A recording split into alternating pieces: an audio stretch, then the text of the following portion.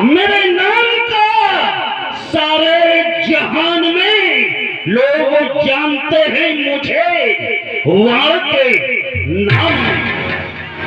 हमारा नित्य प्रति का नियम है कि भगवान भोलेनाथ का ध्यान करना और उनकी स्तुति करना।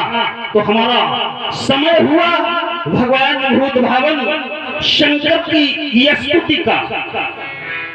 नंद की सवारी नाग अंगकारी धारी नित्य संत सुखकारी नीलकंठ त्रिपुरारी है। गले सोहे मुंड माला कर डमरू विशाला और ओढ़े मक्षाला भस्म अंग में लगाए हैं। संग सुरभि सुतशाला करे जगत प्रतिपाला मृत्यु हरे अकाला शीश जटा भी बढ़ाए।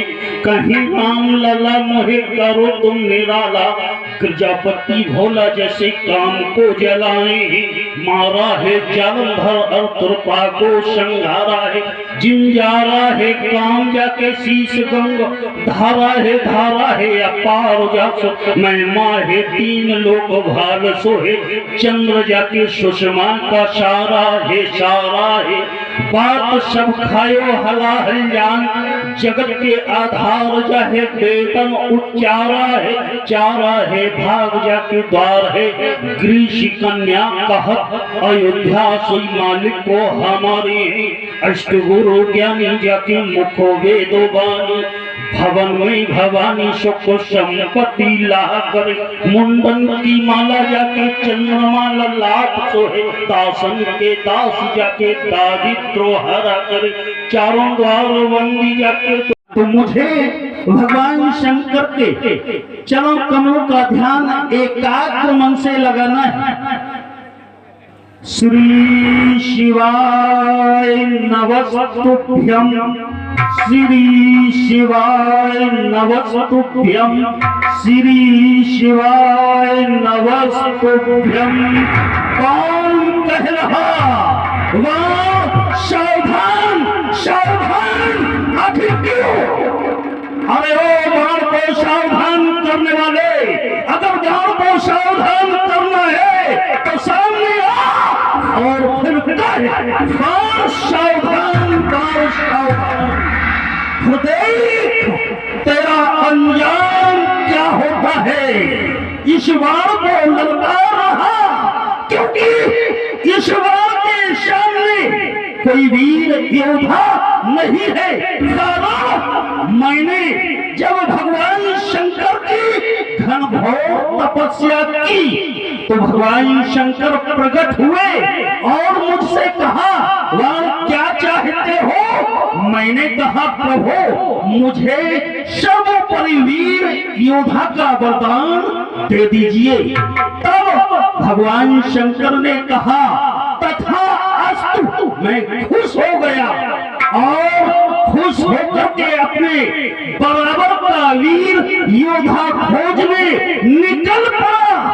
तो तल वितल सुतल तलातल रसातल महातल और पाताल भूलो भूलो स्वर्ग लो महिलो जन लो तप लो, लेकिन मुझे मेरे बराबर का वीर योद्धा न मिला। मैं अभिमान के वशीभूत हो गया। अभिमान ने मुझे ग्रसित कर लिया और जब मुझे ग्रसित किया तो हुआ क्या? मेरी हजार भुजाएं फड़कने लगी और जब ये भुजाएं फड़की तो मैंने कहा क्या करूं? तो मैंने उन भुजाओं को पर्वतों से टकराना चाहा, लेकिन बड़े बड़े पहाड़ ढहने लगे और जब बड़े बड़े पहाड़ ढहने लगे तो मुझे अभिमान और ज्यादा हो गया। और जब अभिमान ज्यादा हुआ तो मैंने कहा कि आखिर करूं तो क्या करूं? पहुंचा हिमालय और भगवान शंकर से कहा भगवान आपने जो वरदान दिया तो मैंने खोजा कोई वीर योद्धा नहीं मिल रहा। तो भगवान शंकर ने कहा आखिर क्या चाहते हो? मैंने कहा कि ऐसा कीजिए आप ही मुझसे युद्ध कर लीजिए। भगवान शंकर ने कहा वाह, मुझसे युद्ध की बात कर रहा तो जाओ, तुझसे युद्ध करने वाला पैदा होगा और तुझे युद्ध में परास्त भी करेगा। मैंने कहा कब? तब भगवान शंकर ने एक विजय पताका दी और पताका को मैंने अपने महल पर लगा दिया, लेकिन वह पताका जहां का तहां लगा।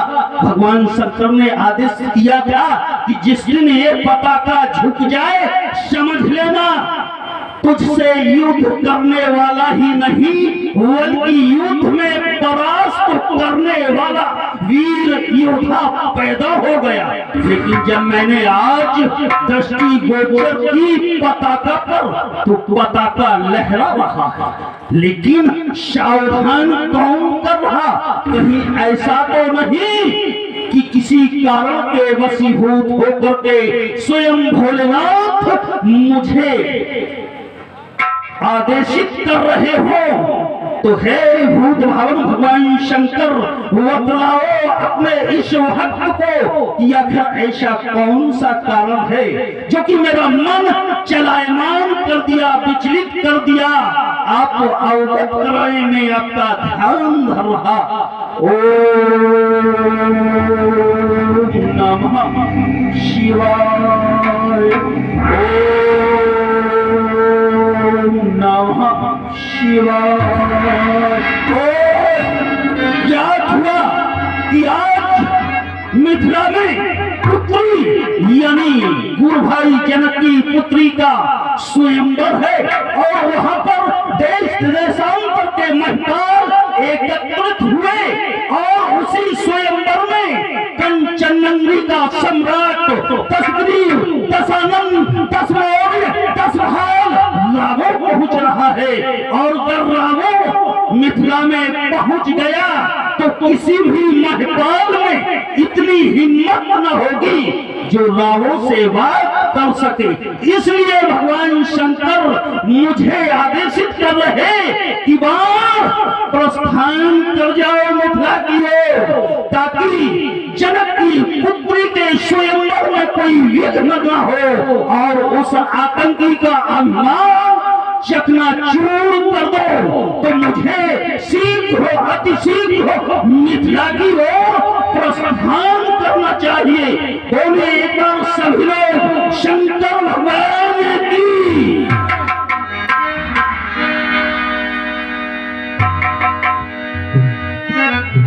रावण बागा सुर कहे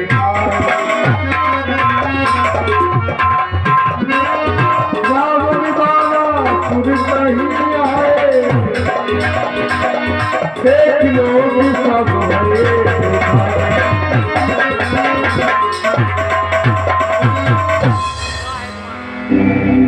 रावण गौड़ा सुरतवाए, समझ लो उत्पात की घड़ी आ गई। महाराज आपकी जय हो, आपको प्रणाम है। महामंत्री कहे महाराज। जाओ अपने महाराज जनक से कहो कि सुतल लोगों के राजेंद्र वाण पधारे हैं। जो आज्ञा महाराज।